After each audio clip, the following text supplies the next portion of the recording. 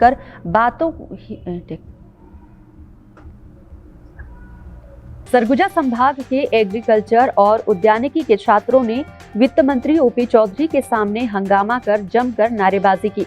दरअसल छत्तीसगढ़ में पिछले 8 वर्षों से उद्यानिकी और एग्रीकल्चर में किसी भी प्रकार की भर्ती नहीं हुई है, जिसको लेकर एग्रीकल्चर और उद्यानिकी के छात्र काफी निराश और मायूस हैं। नाराज छात्र अंबिकापुर में स्वामित्व संपत्ति कार्ड वितरण कार्यक्रम में शामिल होने पहुंचे। वित्त मंत्री ओपी चौधरी से मुलाकात कर अपनी बात रखी। इस दौरान वित्त मंत्री ने छात्रों की बात सुनकर बातों ही बातों में कहा कि मेरे पास आना, उद्यानिकी मैं सिखाऊंगा। वहीं वित्त मंत्री के जवाब सुनकर छात्र काफी नाराज हुए और कार्यक्रम के समापन के बाद वित्त मंत्री के सामने ही नारेबाजी कर हंगामा करने लगे। वहीं वित्त मंत्री ने जवाब में कहा कि पिछली कांग्रेस की सरकार की लापरवाही की वजह से कोई भी भर्ती प्रक्रिया उद्यानिकी विभाग में नहीं हो पाई है। अब छत्तीसगढ़ में बीजेपी की सरकार है और वह सभी वर्गों के लिए संवेदनशील है।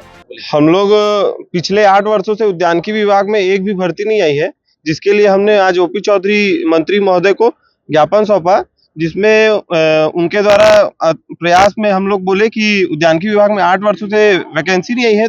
उनके द्वारा ये जवाब दिया गया कि आइए हमारे घर, हम आपको उद्यानिकी सिखाएंगे, हम आपको कटहल लगाना और जैकफ्रूट लगाना और लीची लगाना हम सिखाएंगे। तो ये हमारा प्रयास अथक रहा।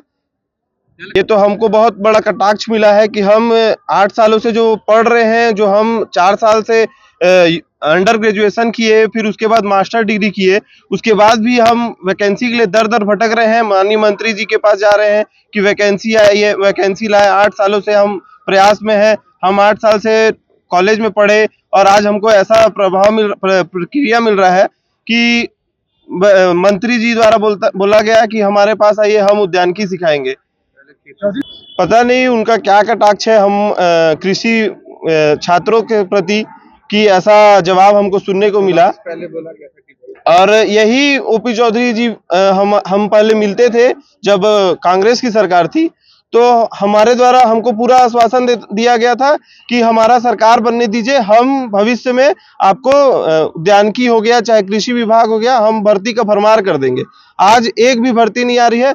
2023 में आरईओ की भर्ती आई थी, आज जाके ज्वाइनिंग हुई है और भाजपा की सरकार में एक भी न कृषि में भर्ती आई है, न उद्यानिकी में भर्ती आई है। मैं 2017 का पास आउट हूँ, स्टूडेंट हूँ, लेकिन ये सरकार जब तक कांग्रेस थी तो बीजेपी सरकार हमेशा बोला करती थी कि हमारे सरकार सत्ता जैसी आएगी कृषि विभाग में बम्पर भर्ती किया जाएगा, और वैसे एक भी पोस्ट नहीं निकाला जा रहा है। मतलब वादा किया गया था कि 1 लाख पोस्ट निकालेंगे, वो निकाले ही नहीं।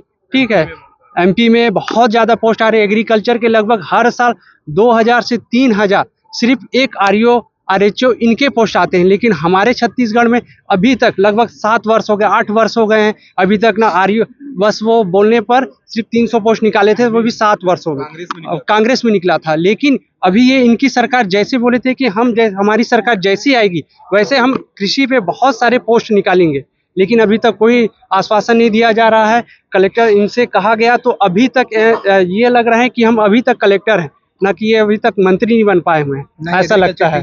ना एग्रीकल्चर टीचर का भी नहीं निकल पा रहा है, किसी चीज का भी पोस्ट नहीं निकल रहा है एग्रीकल्चर से रिलेटेड। किस तरीके से देखते हैं? हम ऐसा देखते हैं कि उनके दिमाग से अभी भी वो कलेक्टर निकला ही नहीं है, वो अभी तक मंत्री बन नहीं पाए हैं। हम लोग को ऐसा लगा, क्योंकि ऐसा आज बोला गया, हमके बहुत बेकार लगा।